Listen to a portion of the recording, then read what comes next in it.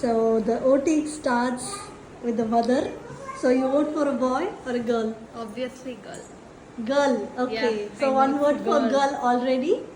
Okay. Next, party. I vote for girl, but I suspect it will be a boy. You vote for a girl or a boy? பொண்ணா இருக்குமா பையனா இருக்குமா? Boy நினைக்கிறேன். Okay. So one boy, one girl இப்பவே. Okay. Next father கேட்றோம். Father. Team girl but boy வரப்போகுதுன்னு தோணுது எனக்கும். பாய் தோணுதா? ஒரு ஆன்சர் சொல்லுங்கப்பா. டீம் கேர்ள் தான் Team கேர்ள் girl தான். அப்ப 2 girl ஒரு boy. Okay. Next பெரியப்பாவா? Okay. பெரியப்பா.